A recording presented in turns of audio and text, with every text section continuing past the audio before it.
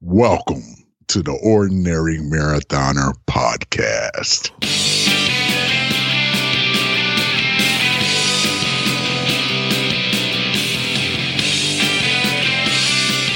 Hello and welcome to the Ordinary Marathoner podcast. My name is Scott. I'll be your host today. Got a solo podcast coming at you today. We are going to recap the Hartford Marathon I just ran yesterday.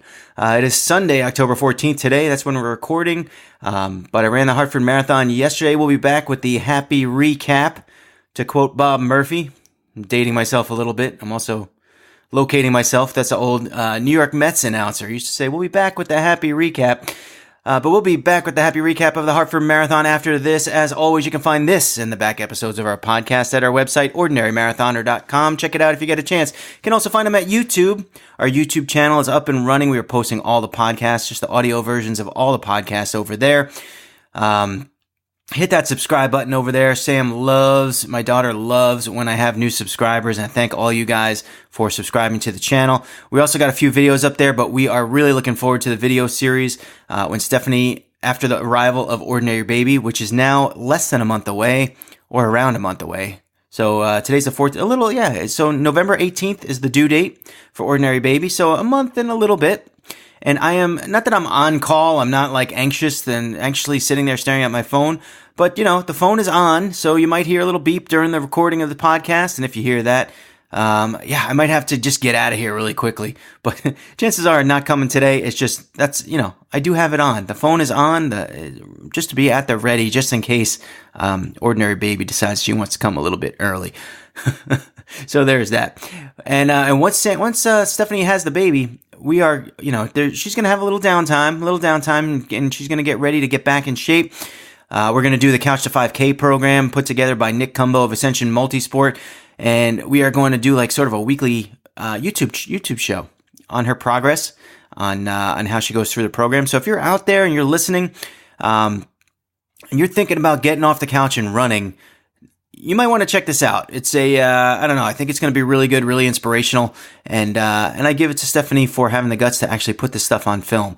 So, and I look forward to filming. We'll see my filming chops. I don't know. This is like sort of a new thing for me. So I don't know what kind of a director I'm going to be, but we're going to have a trailer. I think we got to put together a trailer for this thing. I'm going to work on that next week. We're going to have a trailer out for this. She's getting real big too. You got to see it. I know. I probably shouldn't say that, right? That's probably insulting. Yeah, scratch that. Delete it. Can we delete that? No, let's not. Anyway, you can also find me at Twitter at Ord Marathoner. That's O-R-D Marathoner. Follow me there. I'll follow you back. Twitter at Their Old Business again. I dropped like 100 followers. They're really they just drive me nuts. It's really frustrating. And I know maybe I shouldn't dwell on followers. I really actually don't even care. It's just, you know what? I mean, that's kind of like the only gauge you have, whether or not people are listening to you or getting your message across, especially when you run a business like a podcast that is all kind of media based and word of mouth based, and Twitter is such a good tool for that. So to lose 100 followers, and I get it, they're probably bots, they're probably,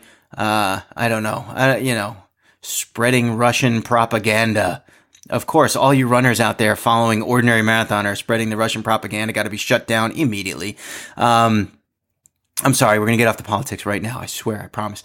Anyway, check out our Facebook group. Our discussion group is just incredible. Sandy Lee, congratulations. Her first marathon, she ran Mount Desert in Maine. I think her goal was 6 hours and she came in under that. There were more races. I know Brooke Farrington, congratulations, half marathon number 70. Amazing, amazing, amazing. I know you guys are out there thinking, she ran 70 half marathons? Wow, how old is she? Like 90? No, she's not. She's not old at all. She's quite young, actually. It's just her thing. She likes running half marathons. And she's putting together quite the portfolio, I might add. Maybe we'll get to Marathon 100 next year. What do you think, Brooke? Think we can do that? We're going to have you on the podcast once you hit that 100. We'll have you back. She was a former guest as well. I should really take more notes on who's running races over the weekend, because that would be really, I think shout outs, you guys deserve it, especially if it's your goal race, your A race, and you're running over the weekend. I should be shouting these things out. So I apologize to those of you who have run races this weekend and I didn't mention. But really a great group over there, over on Facebook, Ordinary Marathoners. It's a discussion group. It is a closed group, so not everyone's going to see your posts. You have to be in it. You have to be in it to see it, which is a really good thing, so you don't bother all your friends when you post all your runs, which is really kind of one of the reasons why I started the thing. But it has grown. It's one of the things I'm most proud of when it comes to the Ordinary Marathoner brand. And man, get involved. Get involved. It's a great place to hang out, great place to be. With that being said, let's move on to the Hartford Marathon. I'm not sure how I want to tell this story. It could go a whole bunch of ways. I will say this, that when I got there, one of the decisions I had to make, I had mentioned that I signed up for this race a few months ago. And I don't think I mentioned this in the last podcast. We did the preview. I may have. You know what happens is you guys know me. When I do solo podcasts, even this one already, this is probably like the 5th time I've recorded this. I record it all the time. Over and over and over again. If I make a mistake, sometimes I just say, all right, forget it, and I start again. So sometimes what happens is I say something in one episode, and then the good episode, I don't repeat it. And then I feel like I said this in a prior podcast, but I never really did, because the episode that actually aired, I didn't record that message over that podcast. Does that make sense? Anyway, so that's sort of like what I'm segueing into this was, so my daughter is 9, and she recently joined cheer. And I didn't know she wanted to be a cheerleader. I had no idea. But her mother signed her up, and she loves it. And there's been 5 or 6 games, and I've gone to all the games, and she does love it. She's super happy to be involved. She can't wait to go to practice. It's 2 hours, 2 nights a week. She loves going. She loves all her friends that she hangs out with, and of course they have one event this year, and it is the cheerleading expedition. Expedition? That's like. Exhibition. How about that? The expedition, like with Lewis and Clark, they're actually going to cross the Mississippi. No, they the cheerleading exhibition, and you know, I should be going to that. And 99 times out of 100, I am going to that. But on the other hand, here's this event that I signed up for, I paid money for, which isn't the be all end all. I've quit. I've not done races that I've paid for in the past for whatever reason. And so it doesn't, I'm not beholden to race any race just because I signed up for it. But this one in particular, coming off of Lake Placid and being sort of part of this redemption race series of mine, is sort of like, going back to Lake Placid next year, trying to get back into shape. This was a very important race to me. Now, Sam has seen me in the basement training my butt off, sweating like crazy. She thinks I'm nuts. But I think it's also a good message to send to her that hard work pays off, that she can see me working hard and achieving my goals as a result of working so hard. So maybe this is an excuse, and maybe that's a little selfish of me, but I decided to do the race. And her mother took her to the exhibition, and her grandmother went too. It was a very special thing, and I talked to her about this over and over again. Just to make sure she was cool with it, and she understood that Daddy had the race and that Daddy had been working hard, and I didn't know, obviously, when I signed up for the race, that it was going to be the same day as her exhibition, and she agreed that it was okay that I would go. So, I'm there for her all the time. I feel like I sound when I'm explaining this, I feel like such a bad dad. I really do. But let's just say maybe it's selfish, but I did go through all the steps to make it as least bit selfish as I possibly could to go to this race. So, I went there and we talked about this last week. I had 3 goals in mind. Goal A was to break 5 hours. That was my A goal. Goal B was to PR. My PR is 5:16. And goal C was just to finish in good enough shape that I would be able to drive home without having to call Stephanie and have her come pick me up in Hartford, which is a good half hour away. Anyway. And I had no idea what to expect. And, I got up in the morning at 4 a.m. And for me, that's super early. And I know some of you guys out there are like, 4 a.m. every day. But for me, 4 a.m. is super early. So that's what I did. Got up super early, got ready, got dressed. I had throwaway clothes in case I need to throw stuff away. Just to keep warm, because it was a little chilly in the morning. It's starting to get cold in the morning. It's not like you can, it's not 75 degrees in the morning anymore, and you just kind of walk out of the house in shorts and t-shirt. So I was all ready. I lubed up. I got my nutrition down. I practiced. Even though I didn't do so many super long runs, I learned a lot from the sort of medium runs that I had done. I learned a lot about the nutrition, what I could handle, what I couldn't. So I want to say I had about 800 calories of food. I had like an oatmeal, a banana, a small Gatorade, and a English muffin before I left. And I think there was like 750 to 800 calories in that. And then an hour before, so that was at 4:30, 5 o'clock. I ate that.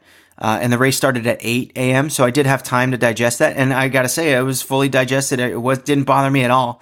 An hour before the race, I had a zone bar. Now, I don't know that zone bars are necessarily the most advantageous for pre-race running and carbing up. All I know is that the first race I ever did was a 10K, that I felt like I needed something like this, and I always had a zone bar. But I had a zone bar before that race, and it was good. And ever since then, that's all I have. Fudge Graham. I have a Fudge Graham zone bar an hour before the race. It works, and it doesn't feel heavy in my stomach. So I continue to use those, and maybe I should do some investigating into some other things, because I don't even know what the nutritional value of that thing is. All I know is it's 200 calories and it's yummy. So, I got there. I got to Hartford at 5:15.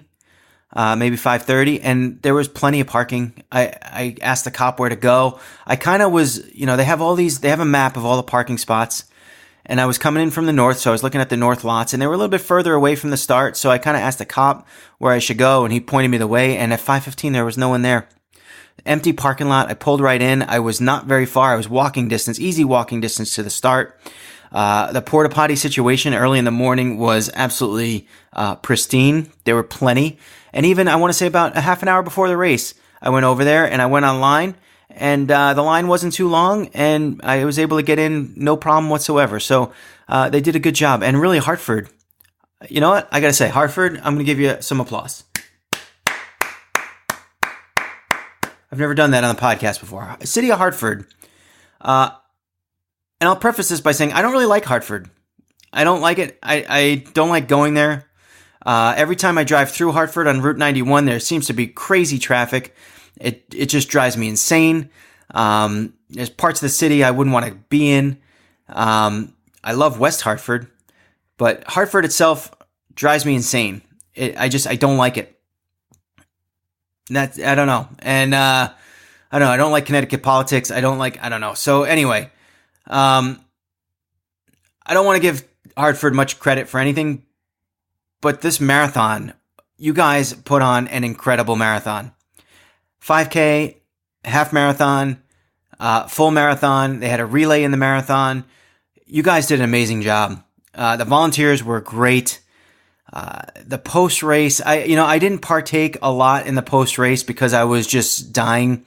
And, I finished the race, and to the right was to the left is all the tents and all the partying and all the happiness.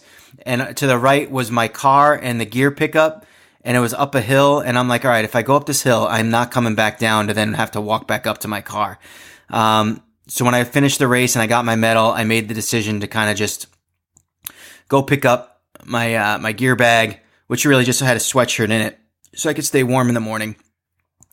Hartford, you guys did an amazing job. The race was great. I would recommend Hartford Marathon, half marathon.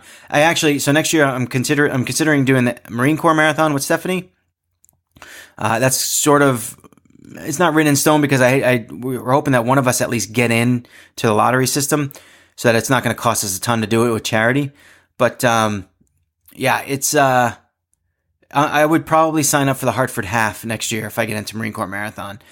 Because it was that good, I wouldn't want to miss it next year. It was that good. It was a great race. The support was incredible. The course was, we'll talk about the course as I talk about the race itself. As a matter of fact, let's get to the race itself. One of the things that you guys do, two things I do the week before the marathon. One is carb up and monitor my diet. And I got to say, I did an amazing job, because normally when I just focus on carbing up, I get, and I'm not really exercising a lot. I get fidgety. I get angry. I eat too much. I put on a few pounds of not good weight. This time I did really good. I focused on it. I ate a lot of noodles and soups, and I was salting up and hydrating and carbing and all that good stuff, but not to the point where I was going to put on a lot of weight. And I didn't put on weight at all. It was great. Probably my most efficient tapering week ever. So I love that, which gave me a little bit of confidence. Now, I got to say, I talked about this last week and having this A goal of breaking 5 hours.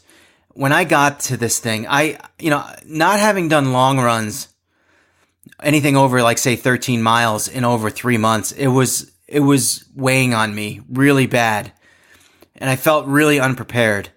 And I felt like things could really go wrong and that I wasn't going to be ready for it. And that's why I set up my race plan, which we talked about last podcast. And we'll get into that in a sec. So the other thing that you do besides getting your physical, your diet straight and during tapering is you look at the weather report. And all week I looked at that weather report, and all week it was partially cloudy, decent temperatures, 50 to 60, 65, partly cloudy. It was wonderful. It looked perfect day. Then I checked on Friday, the day before the race, and all of a sudden there's a 4-hour window from 8 a.m. to 12 p.m., noon. Let's go at noon. 8 a.m. to noon, 4-hour window. Now there's rain in the forecast. Freaking rain. Now, I don't run in the rain. I don't practice in the rain. I don't like running races in the rain. Now, the last race I did in Lake Placid that I DNF'd, it rained on the bike ride. That sucked. I hate rain. I don't like it. I don't want to have to deal with it, and I won't train in it just because I'm a wuss. I should train in it for precisely this reason, because you don't know if it's going to rain on race day, and in this case, unluckily for me, all of a sudden this 4-hour window of rain showed up on the forecast, and this so happened to be one of those rare occasions where the weatherman was correct. So, I got there at 5:15. I walked the lay of the land. I got used to the area. I used the porta potty. I went back into my car and sat there. And I kind of laid down, set my phone alarm. I was happy to be there early. I like getting there early. I like getting set up. I like knowing where I am, knowing that I'm good. I don't care that I have to sit in my car for an hour or whatever it is. I wasn't meeting anyone there. I did run into some people from Determination who were, I didn't even realize. I mean, I guess I kind of realized. I knew that they did some things for the Hartford Marathon. I just didn't realize I was going to run into about 6 people wearing Determination shirts that knew Ramon Burmo, who's been on the podcast 2 or 3 times. And he's actually out there running some crazy 240-mile race this weekend. But anyway, so, I sat in the car to like 7:15.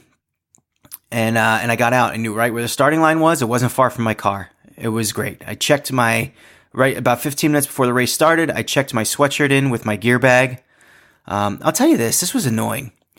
So I used to have races, and you get there in the morning, especially these early morning races, and it's cold in the fall. And especially in the fall when it dips to like 40, like you can't be out there in shorts and t-shirt waiting for 2 hours for your race to start. So you buy throwaway clothes, right? And I used to go to Target, and they would have these Hanes sweatpants that were like $8 and a Hanes sweatshirt that were like $9. And I'd buy them, I'd wear them once, and I'd donate them at the race.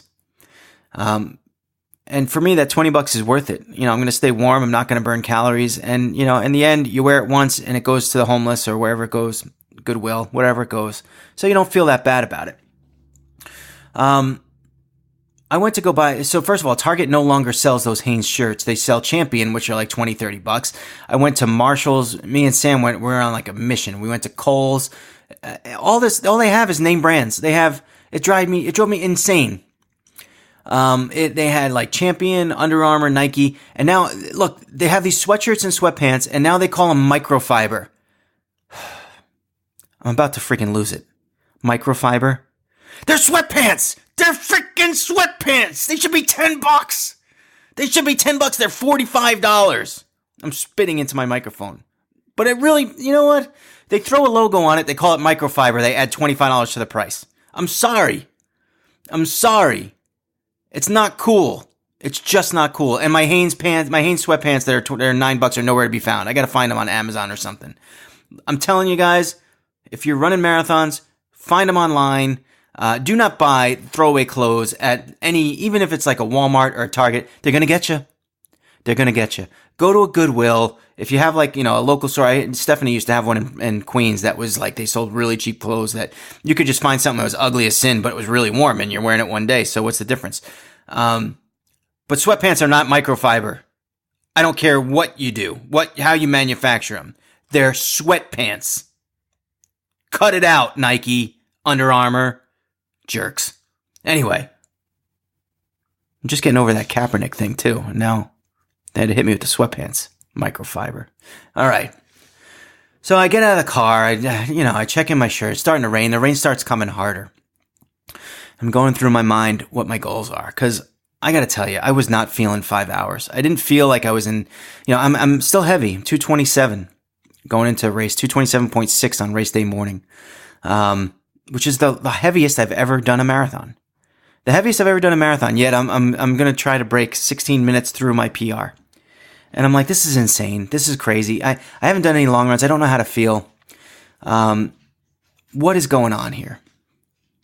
All right, fine. So I felt bad for the guy because the guy who was doing the MC of the start of the race, they did national anthem, but everyone just wanted the race to start because now it's raining and the rain is coming a little bit harder. I will say I located, they had pacers, and I love the pacers. Anyone who could run a full marathon holding a sign, you get kudos from me. You guys are amazing. And I know, I honestly, I don't even know the benefit. What's the benefit of being a pacer? Like, all right, so you get to race free, but you don't get to race because you have to finish in that time. And you know what? If you're a 4.5 hour pacer and you come in at 4:15 and you set your own personal PR, well, guess what? You didn't do your job. You screwed up. You just screwed everyone that was trying to follow you. Excuse me. Yeah, I'm drinking wine.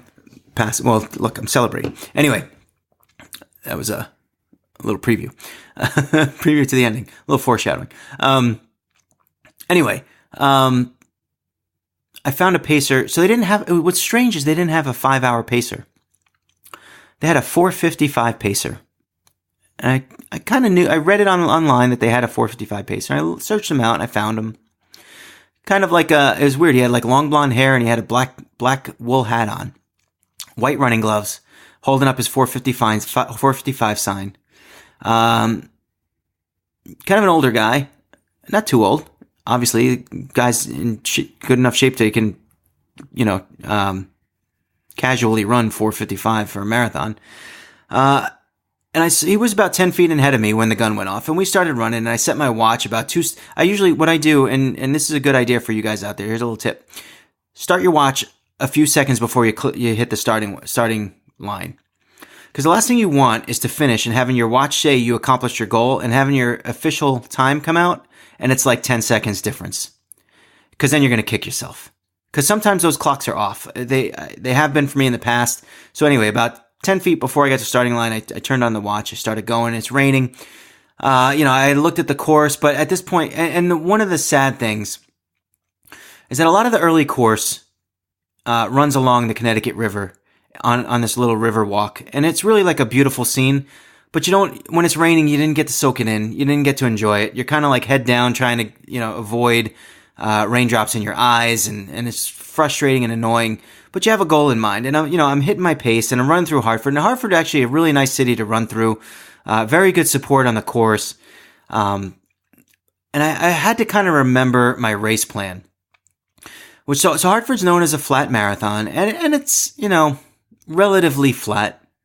Sure, I would say that it is pretty flat. Especially there's a long out and back section that's really flat, but there are some hills. There are definitely some hills, and one of them was at mile 2. And I had told myself that I was going to walk up this hill, and I was running, and I felt great, and I knew I was going to feel great, and I was ahead of my pace. There were some downhills, and I kept looking every mile. I would look at my watch, and I knew I was under 11-minute miles, and I knew that was too fast. And I knew this was going to come back to haunt me eventually. But I got to this hill, and I said to myself, you told yourself you were going to walk up this hill. And do you have discipline enough to do it? Or since you feel really good, are you going to run up this hill? And I decided I was going to walk it. So I did. I moved to the right and I walked. And I'm telling you, I walked and I would check my watch. I was between 15-minute and 16-minute pace. That's per mile. Obviously, I'm not walking a full mile at that pace. I'm just walking up the hill. But I was walking with a purpose. I wasn't, and I got to say, I don't know that my walking up that hill, it was going to be much, much slower than my running. But I did it. And I went down the other side, and, a lot of these hills, they go up one side and they come down the other side. So the good news is when you go up the hill, you're going to come down that other side and you're going to get all that speed back, and you're going to average out to what you want your pace to be anyway. And that's what happened. And I'm happy I was disciplined enough to do that. And there was another couple hills, and I would always judge them, and I would say, all right, walk it, just walk it. And I kept running, and that pacer, by the way, was long gone. And what drove me nuts was I had run I ran the first 2 miles in under 11 minutes, and I know that the 4:55 pace has to be like an 11:15 pace, and that guy is gone, which means he is banking time, and then he's just going to try to, he's probably a really good runner. He's banking time early on the race, and then he's going to kind of take it easy on the second half of the race. I put that in the back of my mind. And then his sign was gone. I didn't see it. It was way in front. I have no idea what happened. And I kept running. And I felt really good. It was raining. I was by myself. I didn't have my music. Is another thing is that I bought this attachment battery for my phone, which works great. The battery it probably would have lasted with just music. It wouldn't have lasted with the GPS. So I didn't do the Race Joy. So sorry if any of you guys were trying to track me. I didn't do it. But they did have regular tracking on a couple spots on the course, but I didn't know that. So, they only advertised the Race Joy, which kind of bothers me. But anyway, a couple people were able to track me just through the website. And there were just probably like 3 or 4 checkpoints along the way. So it wasn't like you were getting tons of updates. It was just random, 10K, half marathon. And then for some reason there was another update at 25.1 mile. I don't know, something like that. Anyway, so I ran, mile 0 through 10. I walked up those hills. I was well through my 11:26 pace. 11:26 is the 5-hour marathon mark. So if you can pace 11:26 minute miles, you can hit the 5-hour mark. So I kept running. I was doing fine. And, somewhere around mile 7, mile 8, my legs start to get a little bit weary. And it's weird because it's not a pain. It's like all of it it's like a little, I don't know. It's like just a sign that the top of my quads, kind of like my hip flexors, that area, they just kind of be like, hey, we're working down here. Just want to let you know that it's a little sore. Like we're starting to feel, it's like they send me a message like, come on, dude, if you keep doing this for another few hours, we're going to be in a lot of pain. It doesn't hurt. It's just like a message. And it happens every time, right around 7 miles. And this time was no different. So I remembered my plan, which was to get to somewhere between mile 10 and 14 and just start a walk run. And try to, I was going to try to run. I was going to use the telephone poles and I was going to try to run 4, walk 1, run 4, walk 1. And I tell you, I felt pretty good at mile 10. And then I started doing the walk runs. And I felt good. I did it for like a mile and I was timing it and I was still hitting my times. So in essence, what I'm doing is I'm walking, for a quarter of the time, not even 20% of the time, a fifth of the time, good fractions. It's all about math out there, by the way. And then I'm running the rest of the time. So 80% of the time. And I'm running my running intervals, they get pretty quick. They get to be like, low 10-minute miles. Because I think my body wants to run that speed. I think my body wants to run the speed I've been training at and not the long run speed I should be doing. So I think by taking those little breaks, 20% breaks, it gives your muscles a little bit extra time to just kind of get used to running the speed that you want to run for the rest of the time. And I was nailing my, a sub 11:26 miles over and over again. So I did that for 1 mile and I got to mile 11 and out of nowhere, the 4:55 pacer passes me. So somewhere along the line, and what happened was he had a shirt that said 4:55 pacer, it was bright orange. But he started the race with a sign, and he lost the sign. And I have no idea what happened to that sign, but it was gone. And for all I knew, he'd given up running the 4:55. Maybe, I don't know, maybe he had an argument with the person on the race, with the race director, and he decided to throw away the sign and screw it, I'm running my own race. I don't know. But all of a sudden, he just passes me, and I go, wow, there's that guy. I'm with the 4:55 pacer. Maybe I should hang with him for a little bit. And so I did.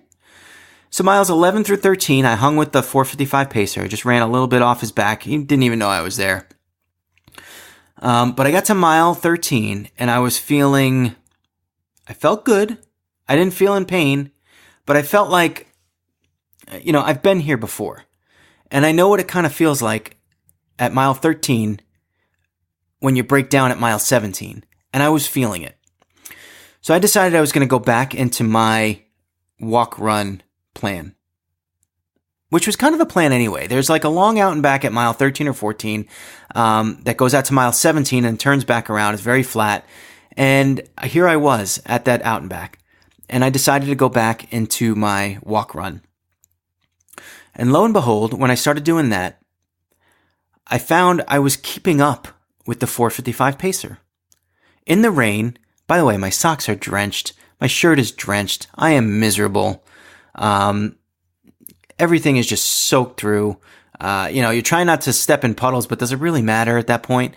My concern was that my feet, my toes were going to blister because I haven't really been running in the rain, so I didn't know how they would act. And, I knew that my shoes were waterlogged and my socks were waterlogged. And I'm thinking that's going to add weight and be hard to keep up the pace I want to keep up.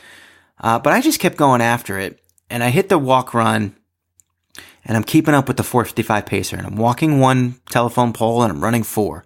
And I had American flag post on a lot of the flag poles. So I was able to kind of pick out the American flag that I would run to. And then go to that one and walk and then run and walk. And I was kind of like that annoying guy. There was a bunch of people that I kept passing. I would pass them and they'd pass me when I'd walk. And then I'd pass them over and over again for miles and miles. They must have thought I was so annoying because when that's happened to me in the past, I think those people are annoying. So I was the annoying person for once. So I was doing that for miles and miles. We got to the turnaround and 4:55 pacer decides he's taking a walk break. Out of nowhere, the guy just starts walking.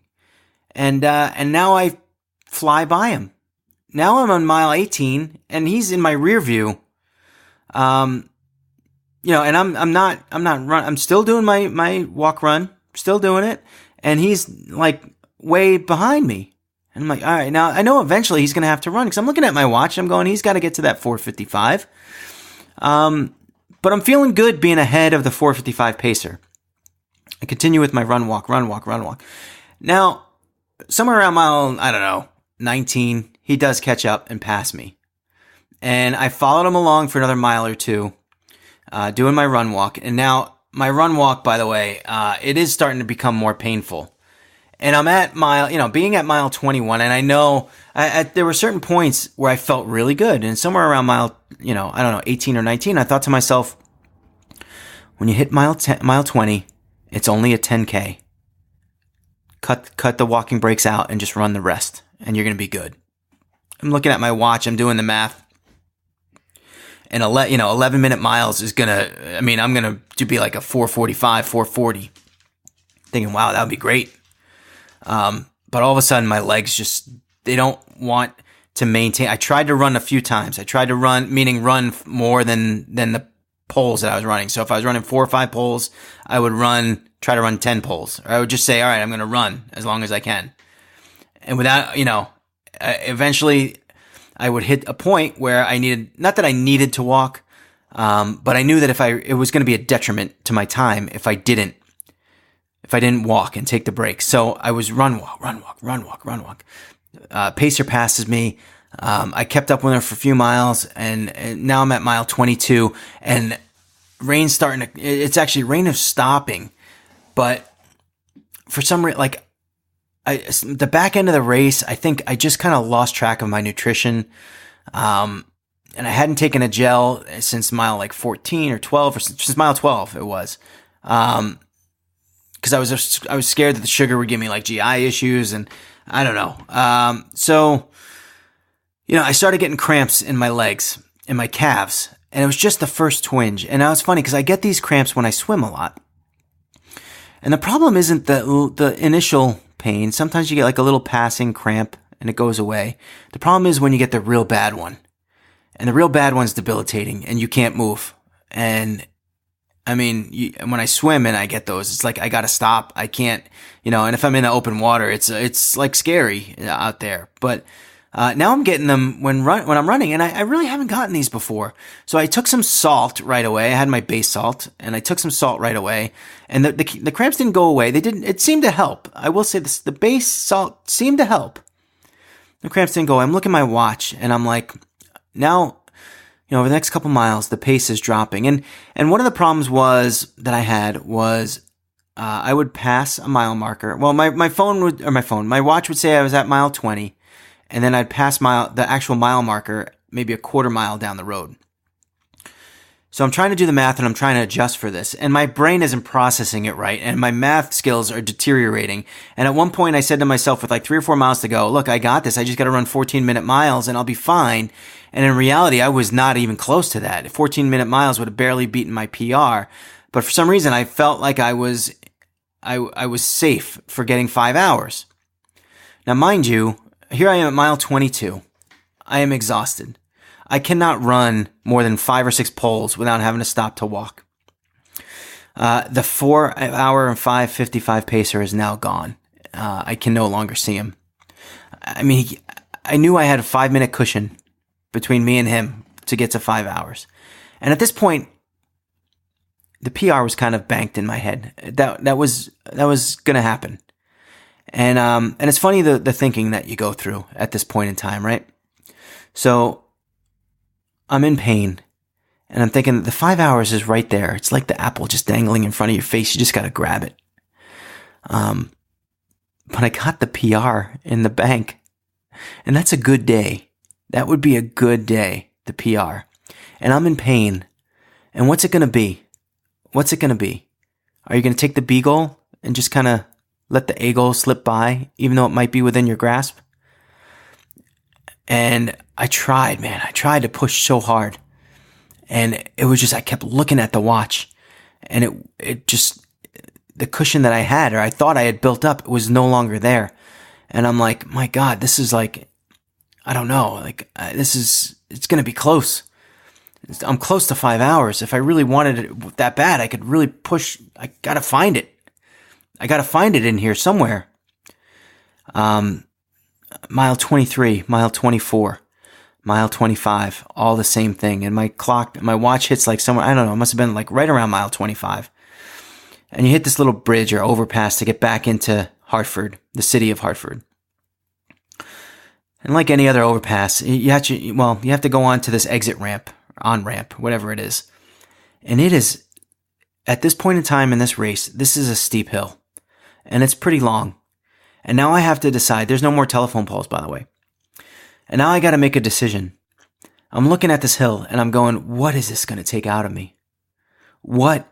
I'm looking at the watch going, oh my God, I'm cutting it close. Like I got to run a 13-minute mile or a 12-minute mile to get through. I think it was probably a 12-minute mile, maybe even less. And I'm trying to do the math here because I look at the watch and the watch is saying I'm closer to the finish than I really am. I got another quarter mile at the end that I got to bake into my calculations, which really isn't, my brain isn't firing properly at this point. And I basically, my brain's telling me, go fast, go faster than you think you have to go. And I'm looking at this hill. I'm like, you know what? I can't take it. I cannot take this hill. On top of that, I'm trying to run up the hill and I feel like my walking pace is just as fast as my running pace. So I made an executive decision at that point, which was I'm going to walk up the hill and then I'm going to try to run the rest of the way going down the other side. Which is probably a mile. It probably gets to the other side and you're probably like 25.2 miles or something. So, I walked as hard as I could up to the top of that hill. And it was a distance I did not want to be walking at this point, knowing that I had time on the other end that I needed to make up. And I walked up that hill and I was thinking to myself going up that hill and I'm thinking to myself, man, I skipped out on my daughter's exhibition, her cheer exhibition for this. What? And you're going to give up and you're going to just accept your PR and your B goal and you're not going to, you're going to consider that a good thing. You're going to consider that reaching an accomplishment when here it is right in front of your face. You just have to take it. You just got to take it. And my legs are screaming at me. And I hit the top of that hill and I just was like, I gotta take it. I gotta do it.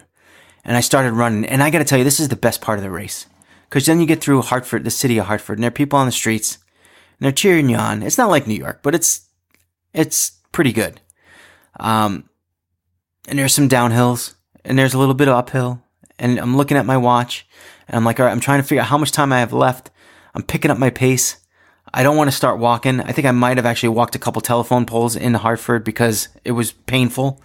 Now I almost every race I've ever done, I have been able to sprint the last few yards, the last 100 yards.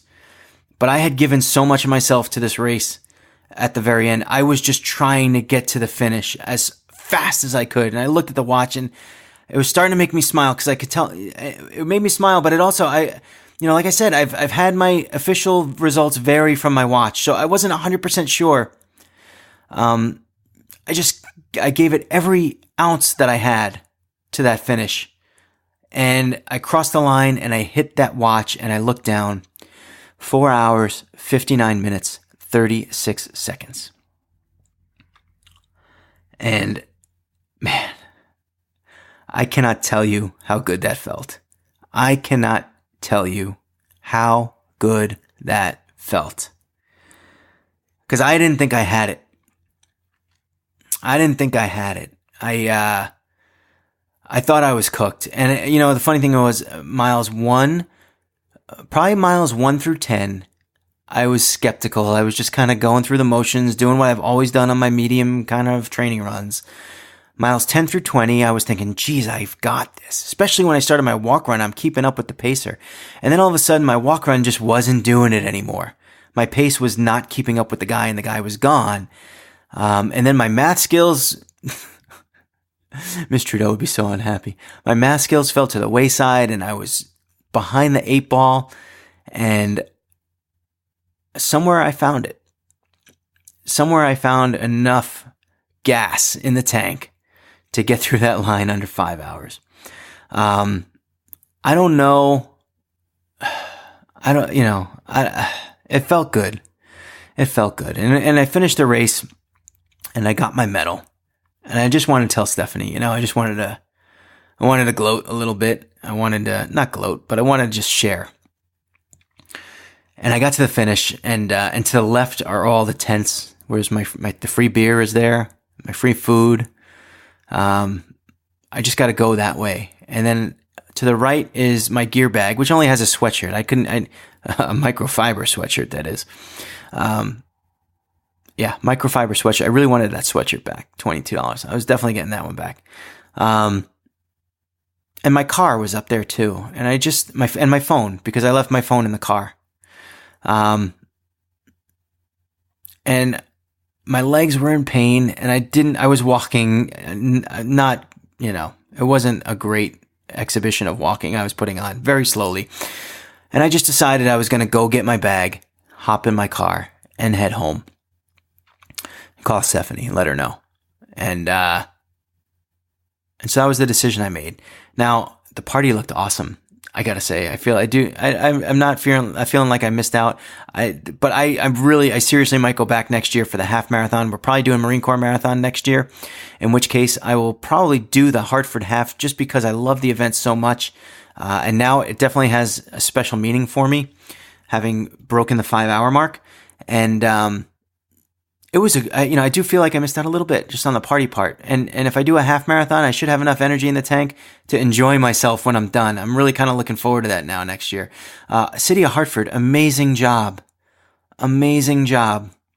Volunteers, police. You know what? I'll tell you what. I've done races in Fort Lauderdale where the cops weren't all that nice. Some of them were actually jerks. Same thing in New York. New York, most of them are nice.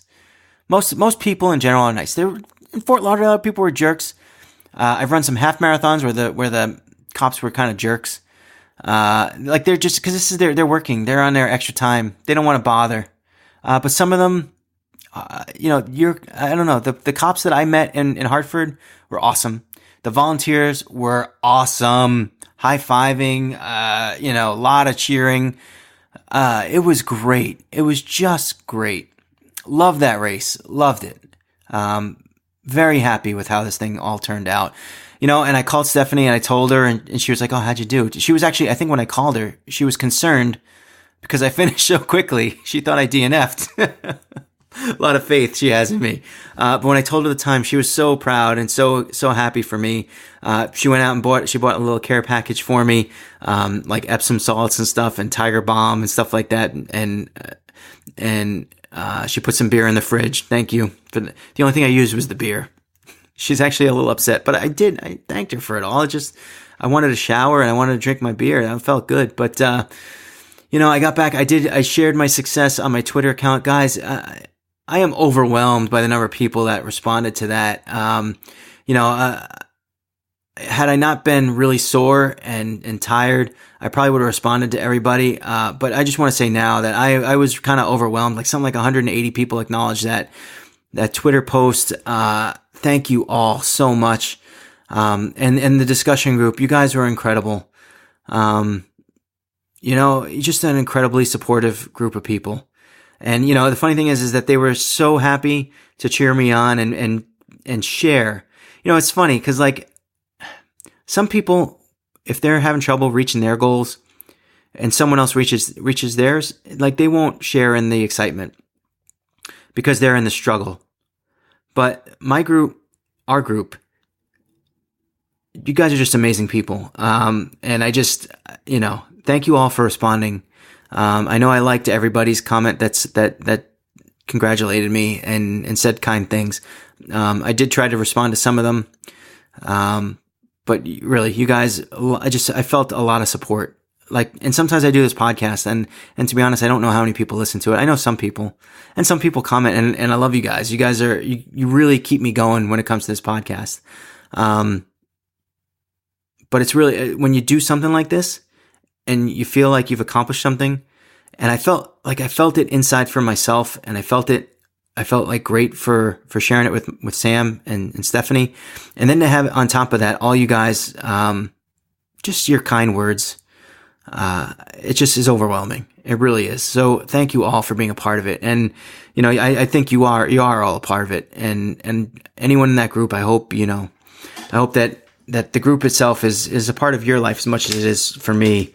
And especially involved in the races and stuff like that. So thank you all for participating. Where do we go from here? Kind of becomes the next question, I guess. I didn't run our commercials today, so I do want to apologize to Greasy Girl Headbands and to Race Advisors. I will be reviewing the Hartford Marathon on raceadvisors.com, by the way. Next week, I'll get to it, Lauren, I promise. Great website she has there. But I just wanted to do like a little flow of consciousness as I was telling the story and just go through it in one fell swoop. What comes next? Well, for one thing, rest. The week I have coming up, I've scheduled 2 work dinners, and these things are never, nutritious, healthy meals. But you know what? This is the perfect week to get those in. I'm going to be recovering. My legs are very sore today. I have a little trouble walking around. I'm still on a high, so it still feels good and it's not bothering me that much. I got a feeling that the soreness is going to be mostly gone tomorrow.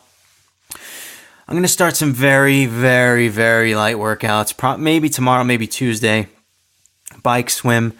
I'll probably add some elliptical later in the week. I'll probably start running again. Maybe Sunday next weekend. Maybe I'll probably do like a little bit of an easy bike ride on Saturday, a little bit longer than I'll do during the week. But I'm feeling really good, feeling very positive. My next event is the Phoenix Marathon in February. I don't know. I'm debating whether or not I should share this or not. But why not? Right? Why not? I think I'm going to shoot for 4.5. I've been working my butt off for the last 2.5 months on this thing, and it paid off immensely. Just incredibly. I probably came off thinking like a little bit positive after the last podcast that I could break 5 hours. I gotta say, I was not sure of this when I hit the start line. As a matter of fact, when I got to the starting line, I said to myself, just follow your race plan, do the race plan, and if 5 hours comes, it'll come. And if it doesn't, and it probably won't, then hopefully you'll get the PR. And I didn't really think this was going to happen, and it did. Now, my problem in the past has been I hit an accomplishment, and I just accept it, and I move forward without putting in the effort I did heading into the last one. So I've already have my training schedule put out for the next 4 months. I was working on it all last week during my tapering. Trying to put out that, I'm going to try to do some long runs towards the end, get some more, some longer, and they're all going to be treadmill because it's freaking winter here. But you know what? That's my problem right now. And if I had to analyze my performance, yeah, I'm thrilled I got through 5 hours. Where's my deficiencies? It's the fact that I have to do walk run. Yes, it's sufficient and it worked for me. Absolutely worked for me. And it would work for you too, if that's your goal. And I want to say I was never not a proponent of walk run. I do have, I have, with the verbiage of run a marathon, I have that in my head. I know where that comes from. Maybe I should do a podcast on this. Because of course I consider the fact that I ran my fastest marathon. Of course I ran a marathon, but I did a walk run. So what I'm saying is, if I can improve, that's the area where I can improve to extend, and maybe what it is, now that I think about it, maybe what it is when it comes to the next race, I extend those intervals. So instead of like a 20% walk, 40% run, maybe it's like sorry, that didn't make any sense. 20% walk, 80% run. Did I say 4? I don't even know. I can't remember. Anyway, maybe I reduce it to like 10% walk, 90% run, right? Or something like that. Or maybe I can wipe out the walk altogether, and maybe I'll just be in that good a shape that I'll be able to run the whole thing. I don't know. I don't know how it's going to turn out. I just know that this 3 months, it's going to be a good 3 months. I'm taking this week very lightly to recover, and then I'm back at it. Got the baby coming. I'm excited. I got a lot of good things coming out. I'm losing my job in December. That's true. I actually am losing my job in December. But I'm not fretting it. It's a heavy stress that's about to hit me, but you know what? This last couple months, I've needed this. I have needed this. And,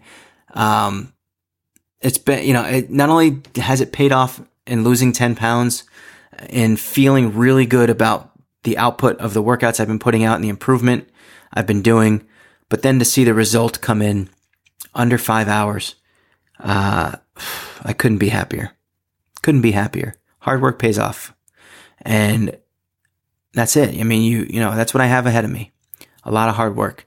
And then Phoenix Marathon we're going to do, I'm going to have Bill Costello back on in the spring. We're going to talk about his, the Cheshire Half Marathon, which is a local race to me. Well, not too local. It's maybe an hour away. But I'll be doing that one again next year. They're adding a full marathon. Maybe I'll throw that in there. I don't know if it might be too much to do a full right there, because I do have Mont Tremblant half Ironman in June, and then, the Ironman Lake Placid again in July, and a Marine Corps Marathon the following October 2019. That's my race schedule. I like the fact that I have this planned out way in advance.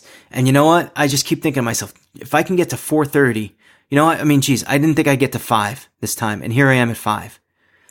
So if I can go to Phoenix in February and get to 4:30, man, that sounds good. That sounds really good. Put Oprah in the rearview mirror. I think she was like a 4:30 marathon. Stephanie just got home, so you're going to have to hear my dog bark, but that's all right. We're going to wrap things up. Yeah, it's a good way to end the podcast. Bring Jake on as my guest. Anyway, we're going to wrap it up there. Lots of great things to look forward to. Thank you guys for coming along for the ride. I can't recommend Hartford Marathon enough. Man, 5 hours. We did it. Very happy. Very happy. That being said, you guys all know, when it comes to running, I'm no expert. I'm just ordinary.